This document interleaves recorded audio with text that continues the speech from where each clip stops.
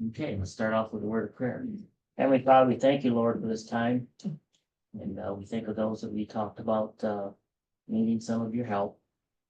Lord, help them heal.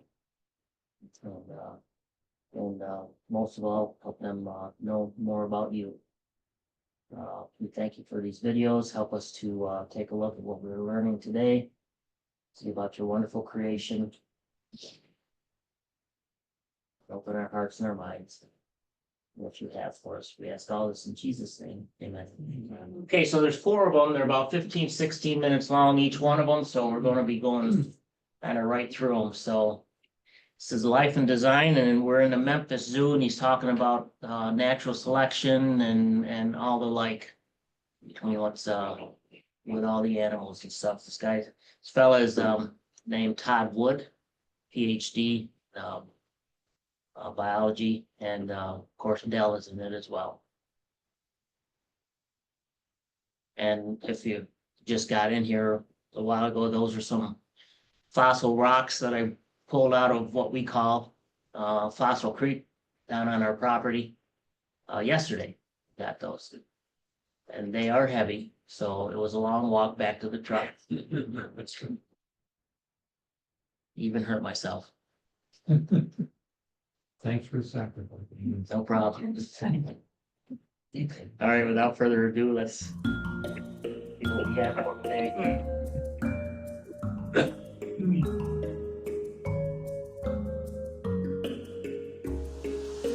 So Todd, what got you interested in biology? Oh, I've always been interested in biology. I can't remember a time when I wasn't. I remember, 3, 4 years old going to the Brookfield Zoo in Chicago and the Detroit Zoo and being pulled around in a little red wagon, with my parents and looking at all the animals. It was amazing. And it was just an amazing thing. And I just sort of knew there was always going to be these kinds of creatures in my future somehow. Todd, when we walk around a zoo like this, the first thing is just the beauty of all of these creatures, but that beauty seems to be found in that diversity. There's just so much difference, beautiful difference in all those creatures, and yet there's something similar about them. As a biologist, what do you see when you see all of these creatures? Yeah, when I look at these lions specifically, I'm seeing cats myself, and all the other cats they have here at the zoo, they all have this underlying catness to them that's really apparent. It's really apparent when they start playing, right? You're seeing them lick themselves and clean themselves, or you're seeing them playing with some sort of ball or something, and they're just like a cat. They look like a cat. This is like kittens play around and they do that sort of thing. And so for those kinds of things, the scientists would put that into a family called Felidae. And I would understand the felids to be representatives of a single created kind. So the continuity, the similarity there is so significant that I'd say, yeah, these guys have all descended from a single pair of critters that was on the ark, and that eventually generated all the different sorts of cats that we have today. Well, Todd, how do we get all of that diversity? Yeah, they're cats, but they look different. Yeah, they definitely look different. That's a good question. Where do we get all this diversity?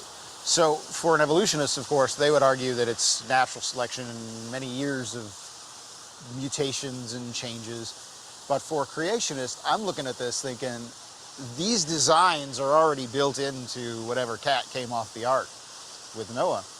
And over time, then, those characteristics have been expressed as the cats have dispersed and spread out over the world. Just like we see in dogs, Yeah, all kinds of dogs. How does that? Dogs are a great analogy. In only a few hundred years, we've taken essentially a wolf-like creature and turned it into all these crazy breeds, the Chihuahua and the Saint Bernard and the German Shepherd. And I think that's kind of what's going on here with the cats. Within that cat that came off the ark, those 2 cats that came off the ark, they had all the potential necessary to generate the various forms of cats that we have today. It was just a matter of breeding it out and dispersing the cats around the world. And as they went then you have the lions and the tigers showing up later on. So originally the cat and the original dog, there was a lot of potential then within them, but Huge genetic potential? Huge genetic potential, all programmed inside of these critters, just waiting to come out. So that over time, in the breeding that we've done with dogs, we're basically just kind of separating some of those genes out. Is that right? Yeah, yeah. So there's all that potential that's in the dog kind, in the dog genome, whatever it is, that gets expressed as we sort of tease out different parts of various genetic traits and combinations. You get Dalmatians and whatever. That's the same sort of thing that's happening here with the lions. So rather than just a random accident, it appears as if all of these different species are coming from a really elaborate design. Oh, absolutely. And it's not just a design like God, designed and created the lion. It's God created something that could make a lion. So it's more like, a multi-tool or a Swiss Army knife where you got all these pieces that you can just pop out whenever you need them, but it's all just one thing. That's exactly what I think God created cats to be like. You have these traits that can come out when they're needed. We can see some of these variations come out even today. So you take a lion here, you cross it with a tiger, you'll get a liger. But that thing will be much bigger than either of its parents. So those are traits that come out. And the beautiful thing is, even amidst all this variety and variation and generating diversity, you can still end up with this cat, right? So you end up with a liger that's a real cat. It works. It's not like these are broken things or degenerated things. They're the real deal. The amount of design that we're talking about here is just way more than just God making one critter fit for one place. It's making a critter that can make other critters that are fit for places that we've maybe not even encountered before. And it's just an amazing design. It's so much bigger than what we used to think of as design. Huh. Okay, so we have cats and dogs as kinds. What are some other examples? Oh, there's lots. There's the sea lions that we looked at this morning. We've got grizzly and polar bear. They're members of the bear kind. Duck, swans, and geese are members of the duck kind. And now the dogs are really interesting. So in Russia, they did this experiment where they tried to breed foxes to be more tame, right? And they ended up with these foxes that looked like little dogs. The ears started to droop and they started to bark, which is really weird. And so just by breeding for a single trait, you can end up making all sorts of other weird changes in the appearance of these dogs, which I think is another great example of how, the traits that we think of as defining a species are really, they're all embedded into different members of a single created kind. So those foxes actually were still carrying that dog kind within them, weren't they? Yeah, that's the amazing thing. How does this happen? That's a good question. How does it happen? We don't really know. One of the things that we can tell is when we're looking at the various genomes of dogs, we see that their chromosomes are all scrambled around and changed up quite a bit. I mean, it's really amazing. And so then you might think, well, maybe that has something to do with how they change and how they differentiate. But then the camel and llama, which are all members of a camel kind, their genomes are almost exactly the same. So even when you think, oh, it must be this, the genomes get scrambled. Nope, there are other kinds which are really different and they don't have scrambled genomes at all. So it's a baffling mystery how these various traits end up coming out of an organism. It's just really weird. Well, Todd, that's kind of fascinating now to think about what God was doing when he was bringing two of every kind. What do you think was going on there? Oh yeah, he doesn't have to bring every little variety onto the ark. So you've automatically got room to spare, basically, when you actually do the calculations. And okay, so we don't know exactly how many created kinds there were on the ark, but maybe a couple thousands, and they're small. Most animals are quite small, so you have room to spare, literally room to spare, on the ark for all the provisions and Noah and his family. And all of that diversity that we have today is built into those two of every kind. So they get off the ark, they start spreading out, encountering new environments. So you get, and the rabbit kind, some rabbits move up into the Arctic, and of course, then you get your Arctic hares with their beautiful white fur. Other rabbits are going out west in the US, where you have grasslands and the plains, and they're getting really long legs so that they can run really fast because there's not a lot of places to hide. They're also getting coloration that matches their environment. It's an amazing, amazing thing that's all sort of built into that, whatever that rabbit was that got off the ark. So that also then gives kind of a neat picture of when God told the animals and human beings to fill the earth. It's not just fill, it's really Absolutely. exploding, isn't You it? are, it's not just, you know, becoming more of you, you know, go make more of what you are. It's a matter of actually filling all the little habitats and niches and environments that we have on the planet. And it makes sense then when we go out, and scientists continue to be surprised when we find, you know, bacteria living, you know, miles underground, or, you know, we find these weird environments where you'd think hot springs at Yellowstone, you'd think there's no way any critter could live in there, and yet they do. So filling the earth, yeah, we filled the earth pretty effectively. But we're talking about kinds that were on the ark. Yeah. People sometimes equate that with species. Can you help us get those words Species right? has a really weird history, and trying to understand exactly where the species idea came from, when you look into the history of it, you realize it's really coming out of people studying reproduction. People used to think that if you left a piece of meat out to rot, it would turn into flies, right? And so this guy named Francesco Redi, he started doing experiments and realized, no, it's because flies lay eggs on the meat, and then the baby flies come from the same kind of fly that laid the eggs on the meat. And so he called those things species, and that led to the idea, well, you know, if species always produce more of the same species, then you go back far enough, you come to creation, right? And it wasn't until later in the 18th century that people began to realize it's not really clear what these species are, and it's pretty clear that sometimes they can be really variable, and sometimes they can even change. And so people began to think there must be another category here that's not the species that God was the original creator of, because species can really change in pretty dramatic ways. Todd, I think a lot of people think that the animals that came off the ark were all the animals that we see.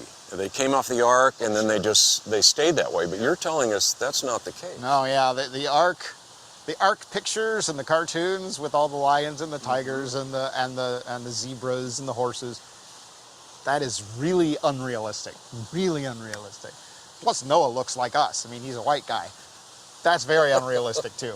Yeah, the ark, you might not have even recognized it, but the cool thing about it is you would have recognized things. You would have said, hey, that looks like a horse. Hey, that looks like a cat. Hey, that looks like a dog. Even though you might not have known exactly what kind of cat or dog or horse it was, but you could have at least recognized, yeah, I know what that is. I can see that that is a member of that created kind. That's the amazing part. So if we have the horse kind or the dog kind coming off the ark, how can we get so many so rapidly? Is that possible? That's a good question. And when you look at the history of dog breeds, and you can see only in a few hundred years we can generate all this diversity, I'm not really that worried about generating the diversity that we see in created kinds. I think it's possible. It's just a matter of keep hammering away at it and trying to understand exactly what's going on there, because we're just at the beginning now of understanding genomes. I mean, when I started grad school, we kind of had an idea of how genomes and genes worked. I mean, basically, the year after I started grad school was the first genome sequence published. It was a bacterium.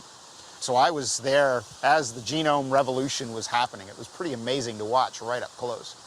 And we're just beginning to understand it. We're barely beginning to understand it. By the time I got out of grad school, we discovered an entirely new class of small RNA genes that we didn't even know existed, that turned out to be really important for epigenetics and control of gene expression. So, you know, people want to know, well, how do you generate all this diversity so fast? And I think, how do you generate diversity at all? How do you even make features of an organism?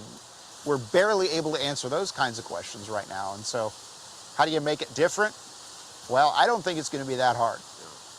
So all you're talking about is there's some environmental things and other factors we don't really know exactly how, but it's possible for all that diversity to happen rather quickly. Absolutely, it's totally possible to have it happen really fast. Now you mentioned the term epigenetics. What is that? Epigenetics, oh yeah. So you have your genes, which are the things that make physical parts of your cells. Epigenetics is the stuff that controls how the genes make the physical parts of your cells. Because you don't want all your genes on all at once. That'll give you cancer. That's bad. So you've got to have some sort of control, some sort of way of making sure that the right things get made at the right time. That's what epigenetics is all about. So it's kind of like a super controlling factor over all of this Absolutely, potential we were talking And about. it controls as much, maybe even more, of inheritance from one organism to another when they have babies as the actual genes themselves. There's already a cell there that we call the zygote, once the egg's been fertilized, that has a bunch of epigenetic stuff already in it that's going to guide and direct how the genes are expressed to build a new organism. It seems like this whole genetic thing is like we're just touching the surface of something amazingly deep and powerful underneath. Is that the That is case? exactly right. We're on the brink, and I love the idea of more Christians becoming involved in this kind of research and learning more about the genome, because to be on the cutting edge of understanding where all these traits and features are coming from, that's going to be, next generation creationism right there. It's a level of complexity that's just much bigger than just the simplistic ideas that we have. And we think that we're the ones that are breeding all these things, and making all these different dogs. No. We're expressing things that have been built into that system from the start. Yeah. How far can we go with that, Todd? That is an excellent question. And to really understand that, we got to go look at the cat that isn't really a cat, the meerkat. Okay. The He's cat right that's around not the a cat. corner here. Yep, Okay. the cat that's not a cat. All right, Let's let's go check him out. I have to hate to lead you guys. So, the cats that aren't cats, the most popular part of the zoo, right? Uh-huh. So, they don't even look like cats. They look more like little weasels or something. And I've made a work effort over the years doing a lot of research trying to understand the similarity of these things to cats, and I can show quantitatively using all sorts of fancy mathematics that these things are very distinct from cats.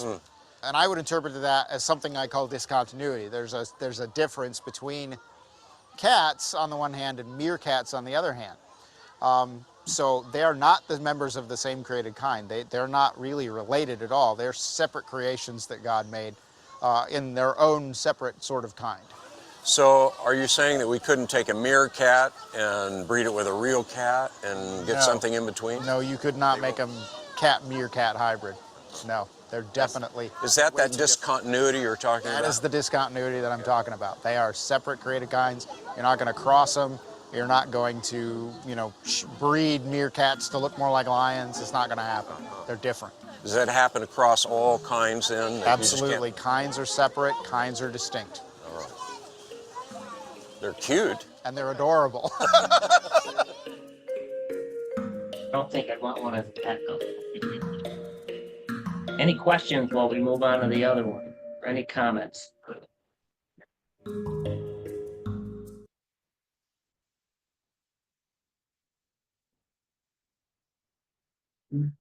It's difficult to picture the ark being different than what we've always seen it.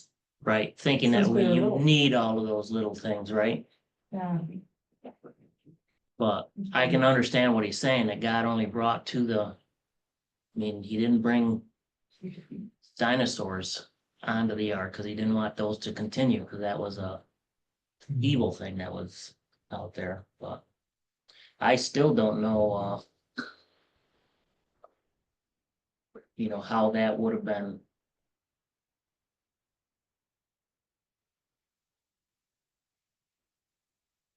How they were made or what the purpose was for them. Must have just been more about the fall and how they lived with humans at the time. I guess we'll have to wait and see until we can talk to somebody in our home coming up. Maybe talk to the Methuselah and say, what exactly happened? Where were they? And how did you stay away from them? Jim has a son that lives down there in Memphis, hasn't he? Yes, I've been to that zoo. It's a big one. Nice zoo. well, we're gonna continue there.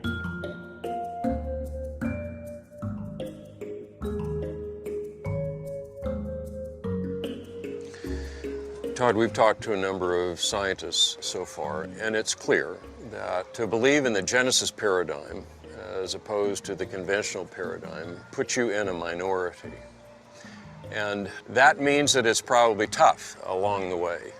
And so what is it about the Genesis paradigm and the data and the evidence that you see around you that causes you to continue to hold to that in the midst of a whole flow of things trying to pull you another way? It works, and it keeps working. That's what keeps impressing me. It keeps dragging me back, even when I think, well, maybe I should not bother. I keep finding new ways of understanding things, new insights into nature. I mean, this is what science is supposed to do, right? And for me to read through Genesis and see how integral it is to the basic Christian story of creation, fall, and redemption, I don't think that we can just reimagine all that. And then when I go and think about what kind of scientific insights that I can gain from that, it continues to impress me how much progress we're making. If creationism is so bad and so wrong, why is it we keep making progress? Why do we keep, even geology and the biology, the whole 9 yards, all of it? It seems like we're continually finding new insights and new ways of understanding things. That suggests that we must be on the right track, I think. So this is not just a blind faith for you. I mean, this is something that you see substantiated everywhere you look. No, I don't think it's a blind faith. I'm not even sure that I like that phrase. I mean, it implies that, there's just nothing there. I'm just going to believe for no reason. But I also don't want to underestimate the open questions. There are a lot of hard problems that creationists still have to sort of resolve.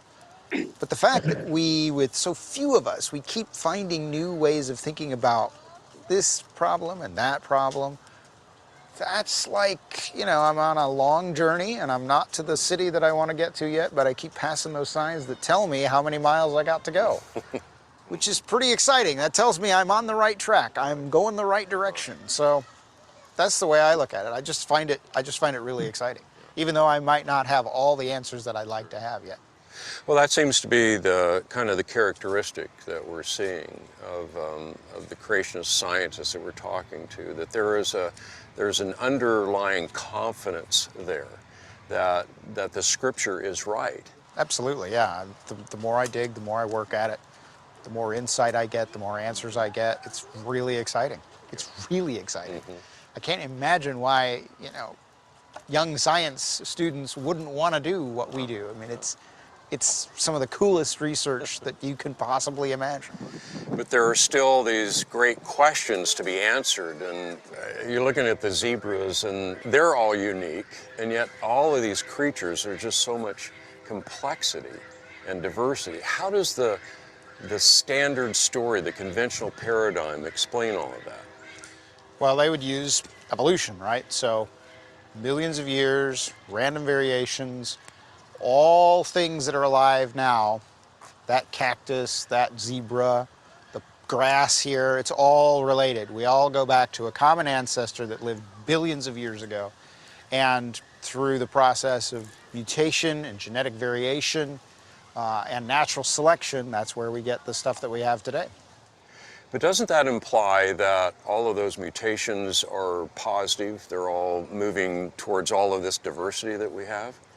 Well, there certainly has to be a lot of beneficial mutations. There can be bad stuff. I mean, that's what natural selection is going to get rid of, because natural selection is basically killing off the stuff that's not fit to survive. So anything bad that crops up is going to be presumably eliminated by natural selection.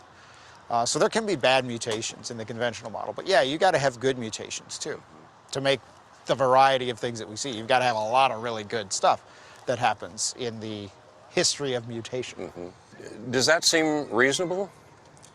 Well, that's a good question. I mean, from what we can see in genomes today, we can see, there's some mutations that might be helpful in some circumstances. Other mutations are probably not so good. But the vast majority of them, they don't do anything. They're just useless. And so, we all have to think about mutations because when we can look inside of a created kind, we can see differences in genetics. So, creationists need mutations too. The real question is, what kinds of mutations are happening? So in my view, it's not a random mutation. Just randomly changing any part of the genome is probably not going to do much of anything, really. What we need are mutations that are helpful and beneficial, but those are the kinds of things that can only be built into the system. Evolution needs mutations that produce an external feature that can be selected, right? That can alter the survivability of the organism. And sometimes that happens, sometimes it doesn't. The vast majority of times, there isn't going to be any external feature that you can select for. So we're kind of talking about how random mutations can produce such exquisite design. Yeah, in some sense it is. It's not just mutation, because you got selection going on there too. So you do have features that are clearly well designed for the environment. So right over here we've got these oryxes, right? Beautiful, beautiful creatures, and very, very pale colors. The wild range of the oryx is right on the southern end of the Sahara Desert. And so you can see, yeah, their coloration makes sense. Natural selection, if you get a really dark colored one, that's going to be really easy for predators to find. And so they end up being these really beautiful light colors. And that's an example of where selection would take a variation and turn it into an adaptation.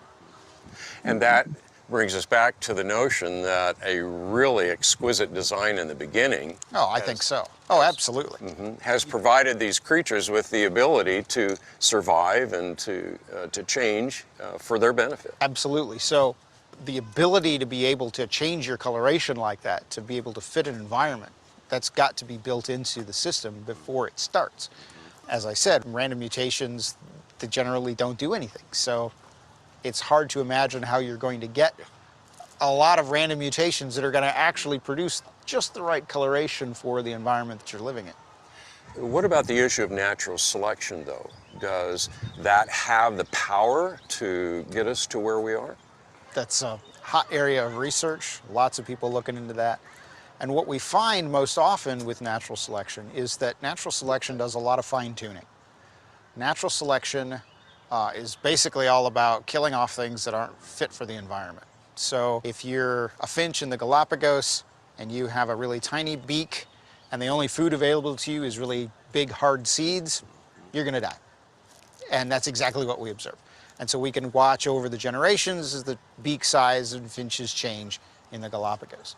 But they're still finches, they're still birds. The notion that natural selection can generate all of the diversity we see, that's not been demonstrated.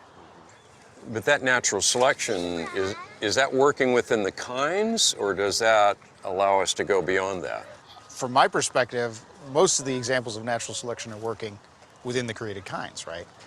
And so, now don't get me wrong, I mean, natural selection and random variation can do amazing things. I mean, it's pretty astonishing the kinds of changes that we can see. But no, they don't change from one kind to another. We have not observed that. All we've observed are the kinds of changes within populations that happen. Not even, across species, mostly within populations. So it's very small stuff, and that's why I call it fine-tuning, because it's mostly taking one group of critters and making sure that they're really fit exactly for the environment where they're living. Natural selection, then, obviously exists. We see it around us. We see it in the fossil record. Have you pondered and thought about what God was doing when He created all of this that gave the potential for natural selection to occur? Natural selection is sort of an inevitable part of the world. If you have random variation and things can die, then there's going to be natural selection. So before the fall, I would say probably no natural selection going on in the animal world at least. But then after the fall, it serves as that fine-tuning feature, right? So it makes sure that the population of animals still survives even though the environment's fluctuating and changing. It's just an inevitable kind of thing that you have to have in a world that is changing all the time. And, the flood is coming, God knows this, at creation, so yeah, there's this system in place already, not just to allow variations to come out of animals, but for even the most careful adjustments to make sure that populations don't just crash and die, go extinct. So the tree of life that we see in the textbooks, that is a picture that everything started from one thing, and all of this diversity and exquisite beauty that we see came from that one trunk, so to speak. So you're right. I mean, evolution would say there is only one tree and it all goes back to a single common ancestor, which is, you know, the base of the tree. But I would say, no, there's actually multiple trees. There's a Felid tree, which has all the cats on it. There's the Canid tree, which has all the dogs on it. There's the Ursid tree, which has all the bears on it. There's the Equid tree with all the horses on it, and so on and so forth. Each individual created kind then has its own individual tree, so that what you end up with is not one big tree of life. You end up with something like an orchard or a forest, where you have lots of different trees all growing together from the same created base. But this forest has trees that have a lot of branches on it, and that's that each kind now branching out into all of these different species that we see. Yeah, absolutely. So, you know, they all start at creation, right? So they have that common beginning, but they're individual trees. So they're not all related to a common ancestor. They're all related to their own individual common ancestor. So the cat ancestor and the horse ancestor and whatnot. And so then they diversify over time, especially after the flood, when you have this period of massive upheaval when critters can change all over the place. And is that what the data shows us? I think so. I would start with what I read in Genesis, which tells me about, you know, at the end of creation week, you have all these different creatures already there. You have flying things and swimming things and creeping things. And when I look at the data of nature, I see both similarity and difference. So an evolutionary biologist would say, look at all the similarity, and that puts everything on a common evolutionary tree. And I would say, yes, there is similarity, but there are also significant differences. And the significant differences, and this is really important, they end up exactly where I would expect them to. So I look at the Bible and I see flying things, swimming things, that sort of thing. Those are really big categories. I don't see it mentioning individual species. You read through Genesis 1 and 2, you won't see lions and tigers and things like that. So it's got to be somewhere between, you know, bird and the individual species of bird. That's where I would expect to find these differences. That's where I find them, over and over and over again. It's astonishing. And so, you know, I shouldn't be astonished, but I am. It always delights me when I think, hey, the Bible works. What do you know? But that's exactly how it works in this situation. I find these differences that essentially make sense of exactly what I'm seeing in the scripture. I'm seeing those differences right there where they should be. As a scientist, looking at all of this data and everything that you see, it seems what you're saying is that the Genesis paradigm answers all of this data better. Yeah, I think so. I mean, ultimately, I think it does, because it embraces both similarity and difference. Now, as we've already said, there's lots of questions that are still out there. But I'm pretty confident, given what our paradigm can explain, I'm very confident that those answers are going to be found. But in this single tree of life, in the conventional paradigm, if that were true, then we must have all of these transitional forms between kinds. Yeah, so that's a good question. So there are a lot of critters out there, especially in the fossil record, that are put forward as these things they call transitional forms. I like to call them intermediates. I like to just think of them in terms of the qualities that they possess rather than whether there's some sort of transition. And in my view, based on my years of study, I see two kinds of intermediates. I see intermediates that occur within a created kind, where I see intermediates that appear to possess traits of more than one created kind. So actually I have right here in my backpack one of those sorts of transitions. So this is a Mesohippus. Okay? You have to explain that. Very small, right? Mm-hmm. But this is a member of the horse kind. And if you've ever seen a horse without its skin on, you'd say, oh yeah, that looks just like a horse.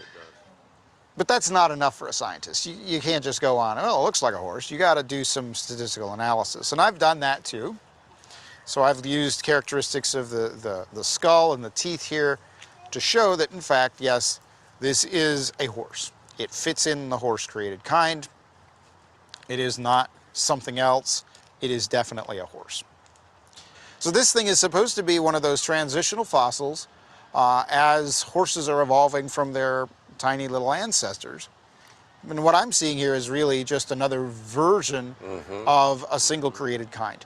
Yes, it's a horse, And yes, it's different from the horses that we have today, but the transition is only within the created kind. Now there are others, as I said. There are intermediates that appear to possess traits of more than one created kind, but we'll have to go over to the birdhouse to check those out. Okay.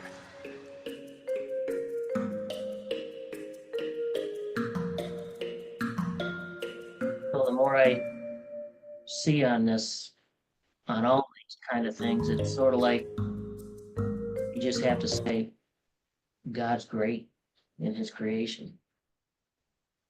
And it continued throughout the flood. Now we're going to talk about birds.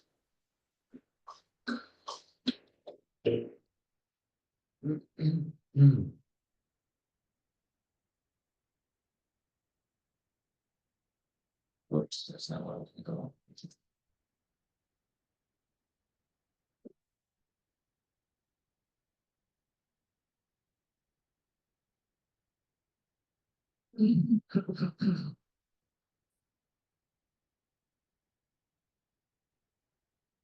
Keeping you awake? This one might. I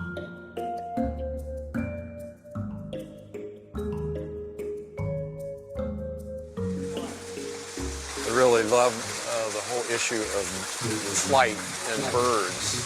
It's just amazing to see them so effortlessly. To be able to just take off, glide, land.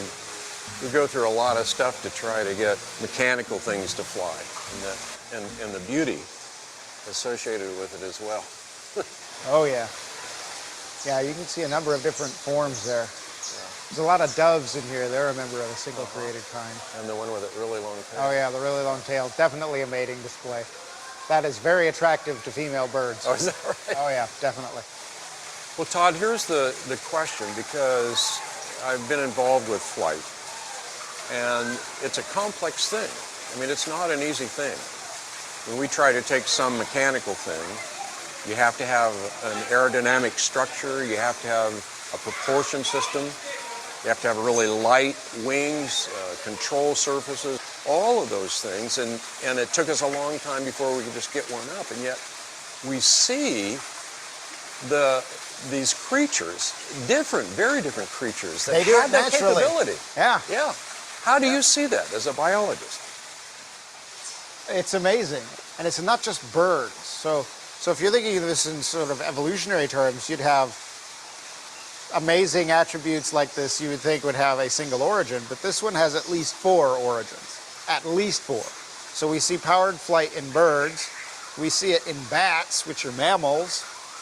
We see it in pterodactyls, which are birds or mammals. We see it in insects. You've got at least 4 times that powered flight originated. And then you've got all the gliders, you know, the flying squirrels, the flying frogs, the flying fish, all those things that just sort of glide. They still have the aerodynamics, they just can't keep themselves up. And for me, I'm thinking, you know, this is a lot easier to explain if God created the flying things, and that's where flight came from. I don't have to worry about getting all my ailerons right and all my aerodynamic things and make sure my wing angles are correct. We don't have to think about that more than 4 or 5 or however many times in evolution, because we just have one origin of flying things on day 5 of creation. It seems to me a lot simpler way of explaining things. So we obviously have a radical difference here between these two paradigms when it comes to the issue of flight. Yeah. So the conventional paradigm, that ability to fly is still coming out of that one trunk, isn't it? It's got to evolve somehow, yeah. And so it's going to evolve multiple times. It'll evolve in the bats, it has to evolve in the birds. With the creation model, you just have one origin of flight because God designed things to fly. All of those complex attributes that all have to be right, well, that's because God made them all that way just to be right. So when we look around, we would expect to see possibly multiple created kinds of birds, and that's exactly what we see. So we've seen here, we've got these dwarf geese and this teal, which is kind of like a duck. That's a single created kind. We've got a number of doves in here. Oh, I just flew through. That was awesome. A number of doves in here those are also members of a single created kind. So there's diversity once you have the ability to fly, but the ability to fly isn't the thing that's being generated during that process. It is a unique designed feature of these creatures. So the conventional paradigm would have to somehow come up with the flight characteristics in various places to bring them to where they are. Yeah, and it's got to get all of them, right? So it's got to have it's got to be light, it's got to have a big wing surface, it's got to have some kind of flapping ability. Sure. All that sort of thing has to be all in place before they can start flying. Now they might, and the hypothesis is, you know, they start on trees and they jump off and they start as gliders, and then they learn how to flap their wings and then keep themselves up off the ground. But yeah, flight's a complicated thing. It's an amazing. And even when you look at an insect, radically different, of course, from a bird, I've often thought just how complex a mosquito is, that he has the ability to fly and land, to detect its target, to recognize a threat. All of that built in a tiny little creature. A tiny little creature that barely has a brain, right? Barely has a brain. And somehow it can do all those things and still fly. Todd, do we have evidence in the fossil record that helps us understand any of this, or does it make it more complicated? Well, that's a good question. So I got one right here. I got a model of a very famous fossil. This is Archaeopteryx, right? You've seen it. So this, yeah, of course you have. This is from the British Museum, or the original is in the British Museum. Beautiful fossil. It's got beautiful flight feathers on both wings. You can see the beautiful flight feathers on the tail. But you can also see up here on the wings it has claws, which is not something that we have in modern birds. Modern birds don't have claws on their wings. We also see this long bony tail, which is also another attribute that's absent in modern birds. They have little stumpy tails. And when you look up really close, you'll see the mouth is full of teeth, which is not something that we see in modern birds. So in fact, in that respect, this thing is more similar to dinosaurs than it is to modern birds. But is it a dinosaur? That's the question, right?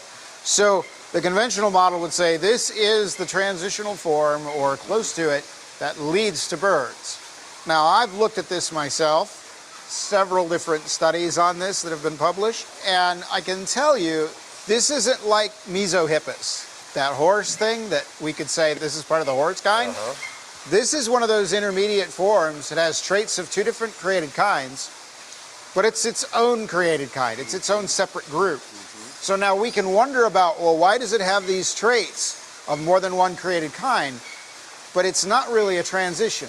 It's separate from dinosaurs, and it's separate from birds. It's different from both. It's its own thing. So it's not really what we would think of as a transition, right? There was never a transition there.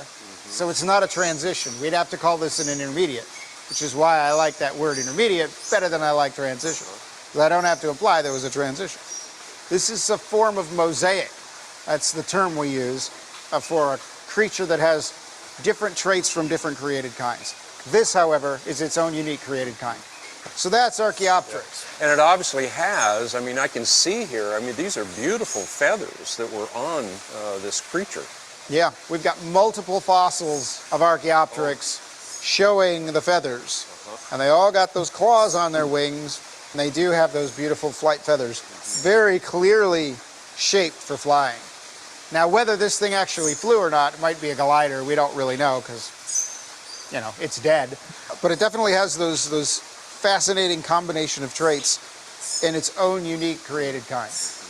Todd, are there any creatures alive today that we would look at and say that's a mosaic? Sure, duck-billed platypus, right? Oh, yeah. So duck-billed platypus got that beak like a bird. It's got fur like a mammal.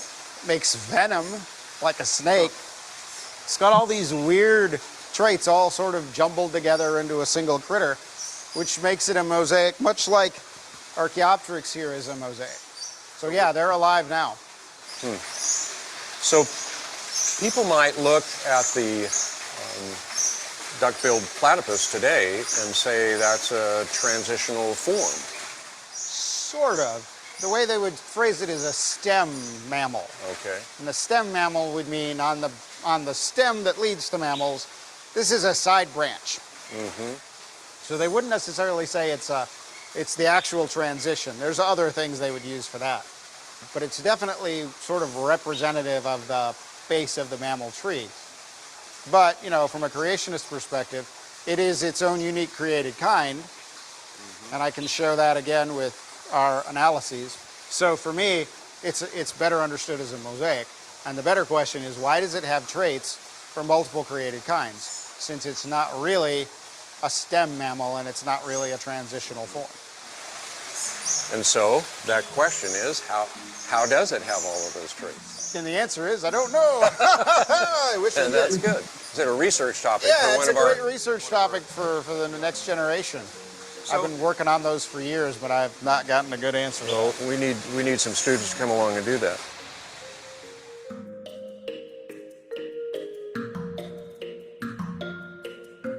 Okay, down to our last one. I'm gonna apologize if you get queasy for lunch. But I won't spoil the surprise. Oops. I have to bring it out.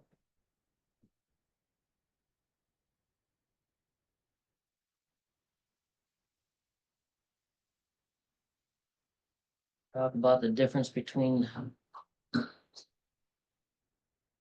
humans and apes.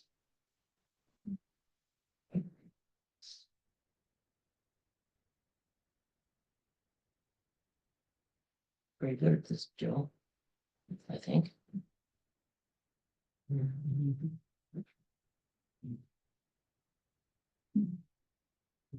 Thought it wasn't one. We can go and invest in those. You think?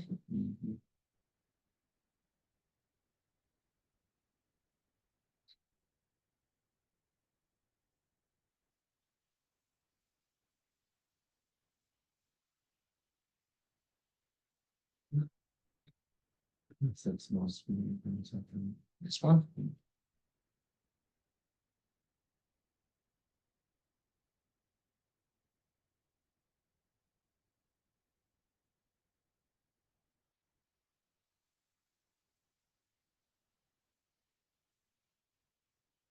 My dad was here, I'd looks like one.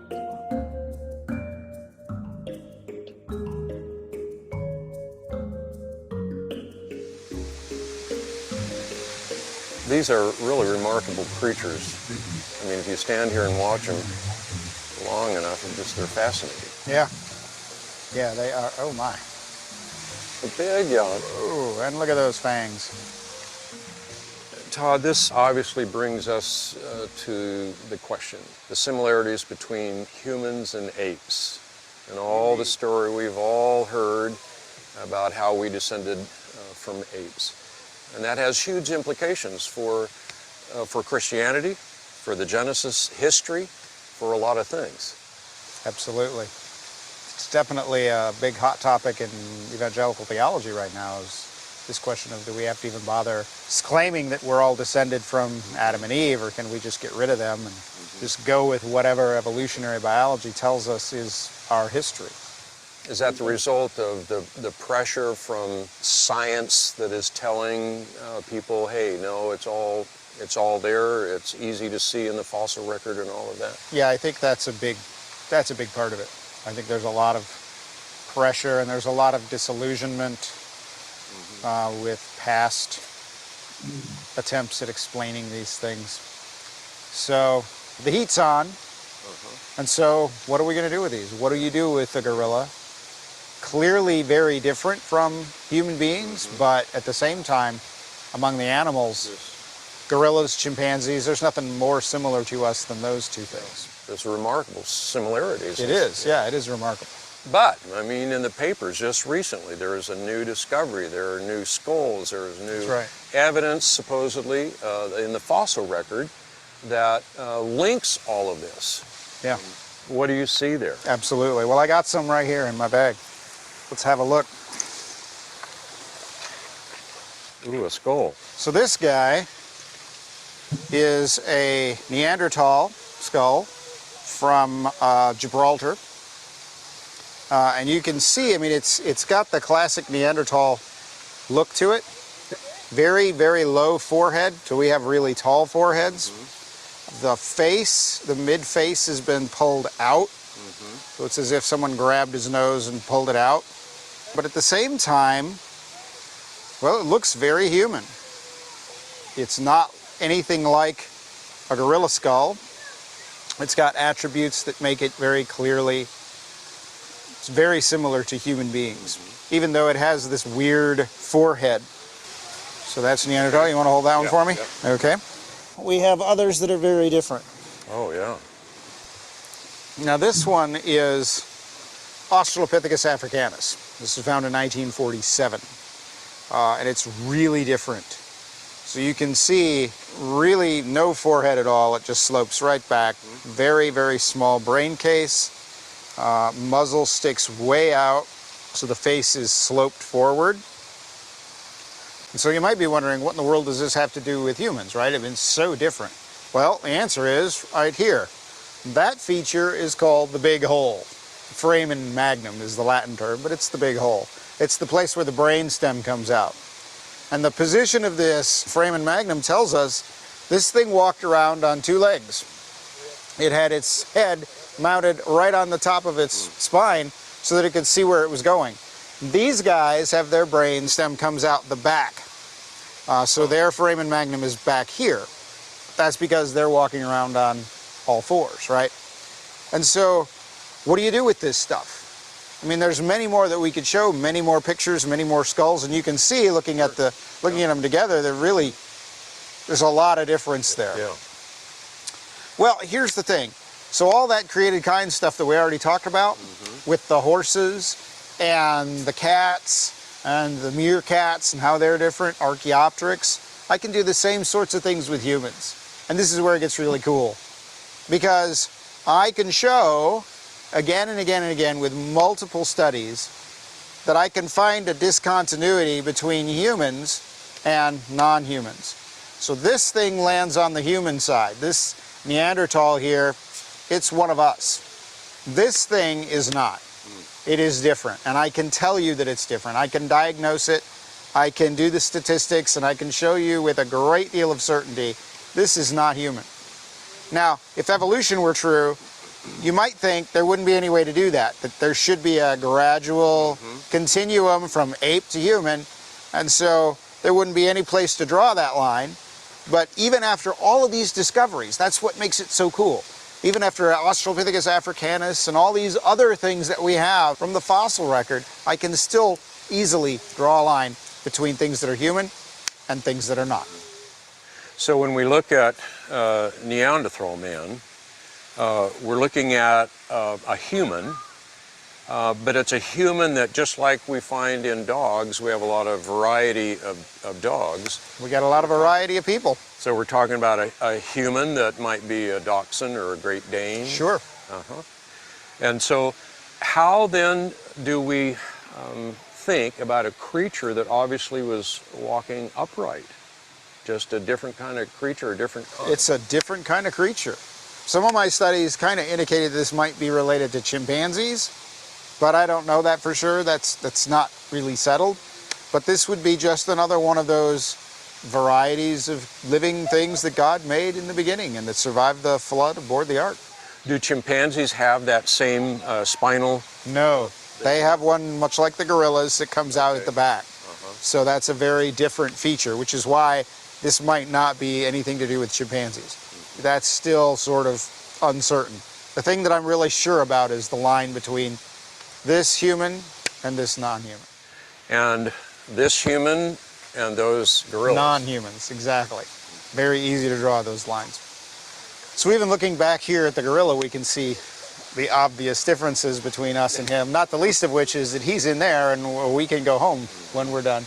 But as we've been sitting here talking about this, that gorilla has vomited multiple times and eaten it again, which is not a typical human behavior. He doesn't seem to learn that if he would stop eating his own vomit, he would probably stop vomiting. He's got that big brow ridge, which is very much a characteristic like this Australopithecus. Big canine teeth, which we don't have. His arms are much, much longer than his legs, which is a characteristic of a creature that would walk around on all fours instead of upright like we do. So there's a really big gap between humans and gorillas. Even though genetically, he is quite similar. Now, speaking of genetics, we also have Neanderthal genome data that can show us that you and I, right here, we have Neanderthal genes in our own genomes because our ancestors intermarried with the Neanderthals. Now, if you think that Neanderthal is just an animal, that's really hard to explain. You know, how do you get human-animal hybrids? What does that mean for the soul? What does that mean for theology? But if they're just another human, Neanderthal breeding with people, that's not really that big a deal. Because that's exactly what we would expect people to do when they spread out and encounter other people, they intermarry. And that's exactly what we had with the Neanderthals. Todd, when we read about these discoveries, and no doubt there's going to be the next one will come out in a newspaper soon, how does the average person read that and understand? Are we talking about humankind, or are we talking about another kind? Now, having studied these issues for years that I've worked on this problem, I'm really confident that whatever the next one is, it's going to fall either into the ape camp or in the human camp. I don't think it's as easy as just, you know, reading a magazine or looking at a picture and being able to say, oh yeah, that's human, no, yeah, that's not. I think there's a lot more variety of human out there than what we have really been thinking about. Kind of like with cats and all the other created kinds. We've had a very limited idea of the sorts of varieties there are. So yeah, don't panic, be patient, let science do its thing, let creation science do its thing, and hopefully we'll be able to give a pretty timely update on what is or isn't human. Todd, what are some of those similarities that we would find between the human and the ape and the chimpanzee? Yeah, there's a lot of them. For example, these apes don't have any tails, much like we don't have any tails. When we look down at the genetic level, we find even more similarity. We find startling similarity. So the question is, what do we do with that? And sort of on the one hand, we could say, well, that's because there's a common designer, right? There is one God that made us all, so it makes sense that there would be similarity. Ultimately, I find that a little dissatisfying because there's clearly a pattern here, right? So I'm more similar to you than I am to this ape. But I'm more similar to that gorilla than I am to the lions we already saw. So there's clearly a pattern here that needs to be explained, and it needs to be more than just saying, oh, well, God made it that way. It's not terribly satisfying. So that's one of those research areas that we're still working on in creationism that I think is going to yield a lot of great fruit in the near future. And those are those areas that we need more research. Yes, those are the more areas we need more scientists. research, more scientists, more students interested, more students involved. That's exactly what we need. Yeah. Well, even though there are similarities, it's obvious that there is something radically different about this creature called man. Yeah. That we would understand is made in the image of God. Right. And so those differences are really huge, aren't they? Yeah, absolutely. I mean, the image of God entails this idea of being God's representative here on this earth. And part of that then is having dominion and having authority. And these guys don't have that, whereas we definitely do.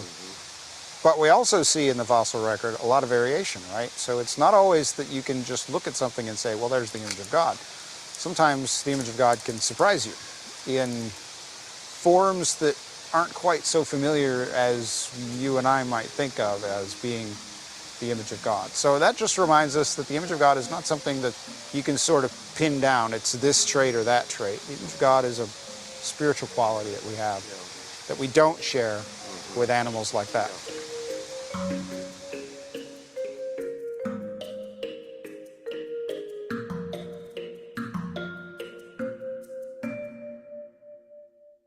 So just in the nick of time. My watch says 10:29, so I made it. Any quick discussion on this? I thought it was fun to watch all four of them right in a row, so you could see the different works with kinds and that um stuff, so. Isaiah 55, the Lord ways are higher than our ways, and Mhm. we just can't figure them all out, because the many times that he has said, uncertain, unsure, I don't know, because we can't really figure out everything out, Mhm. God's creation. At some point in time, there's enough mystery there that you just have to have faith. And I Yes, think he's saying that, is Yes. that he has faith that, at some point in time, he may reveal it to us. yes. Sometime, maybe he doesn't. So, yeah, I agree with you on that, yes. So, Well, I always thought you were a scientist, you automatically thought evolution. It's nice to know that you got so many scientists now that are working to improve the creation. yeah, well, Tom sent me a note with, something that there's ICR or ICS, International Creation Studies. So there are other ones on Facebook. Somehow it got into my feed where there's I think it must have been earlier than these guys.